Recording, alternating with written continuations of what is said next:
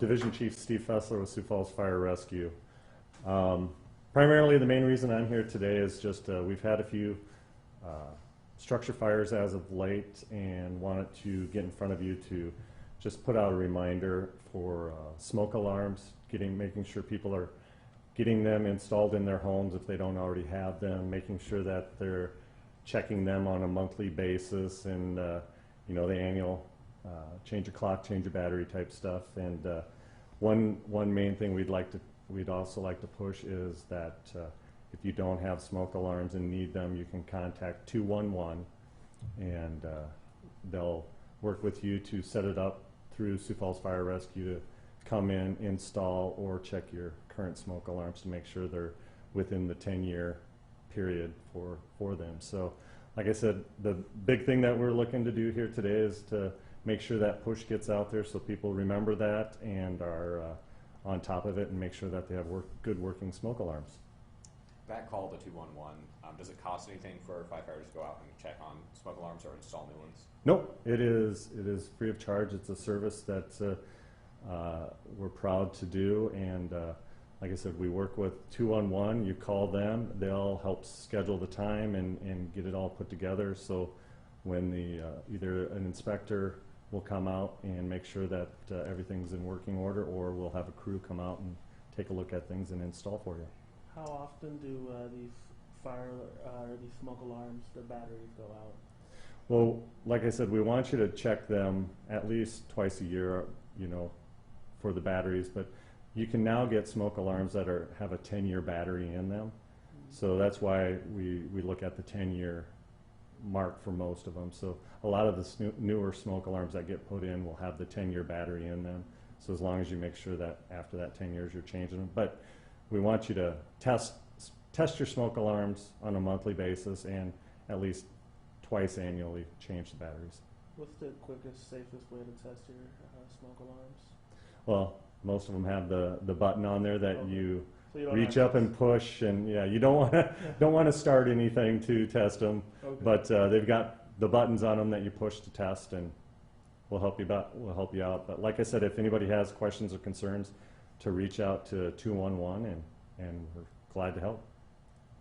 What's the benefit of having a smoke alarm for folks who maybe don't think maybe it's necessary in their own home? Early notification.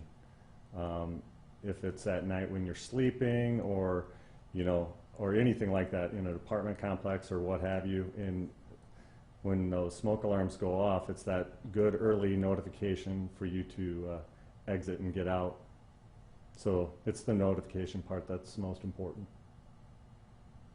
All right, thank you very much.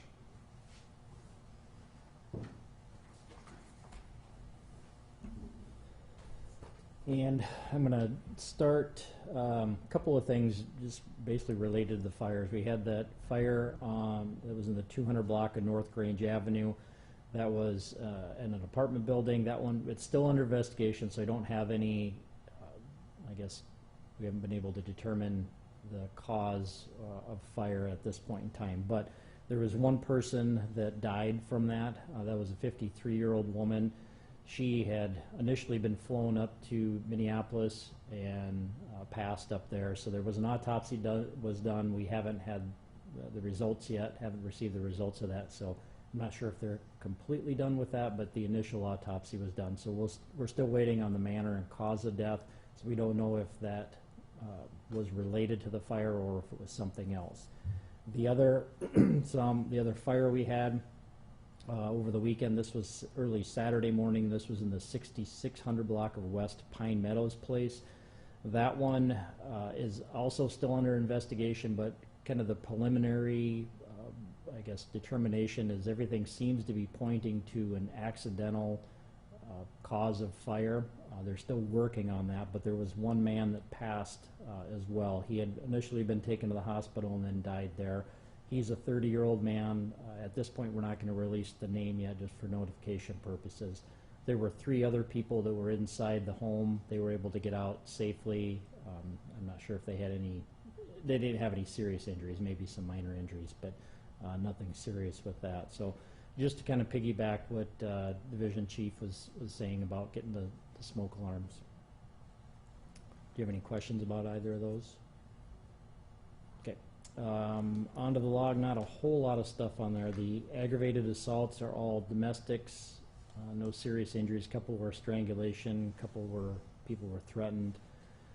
There was another arson that was a dumpster fire outside an apartment building. No damage to that, no suspects in that one either.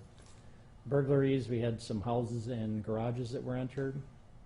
Nothing real big out of the disorderlies, kind of a little bit of everything with there, but nothing serious.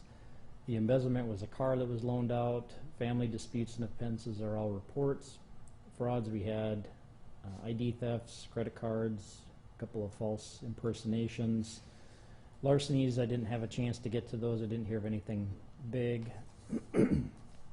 Narcotics, no big quantities on those. The robbery, that was early Sunday morning. That was at the Paradise Casino near 12th and Western. That one, we had a few people that were inside playing on the machines, and then the one employee. There were two people that entered. Both of them had some bandanas covering their faces. One of them had a gun. They ended up threatening the clerk, took cash, and left. So there is some surveillance there. We haven't got that yet, so we're hopefully have something to go on. But at this point, no arrests have been made. What time was this? That was about 1:20 a.m. What day?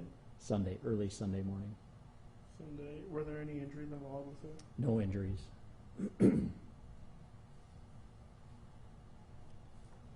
The sex offenses are all reports. Simple assaults were simple assaults and domestics.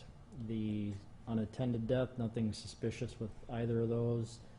Vandalisms, there was only one, I guess, that was somebody downtown. This was Sunday evening, afternoon, I guess, but ended up punching one of the sculptures. That was in the 300 block of South Phillips Avenue. The sculpture had some pieces of stained glass, and the guy broke one of those panes of glass. They estimated the damage around $150. He was found nearby and arrested for disorderly conduct and intentional damage to property. And the weapons violation, that was a guy that found a bullet hole in his house. Turns out it was a neighbor had been handling a rifle, and there was an accidental discharge that happened. So no injuries with that, no arrests at that either.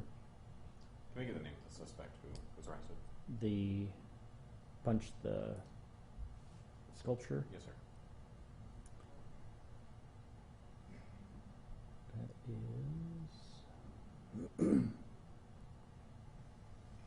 his last name is Rios, R-I-O-S. First is Manuel, M-A-N-U-E-L. No middle name. He's 31 from Sioux Falls.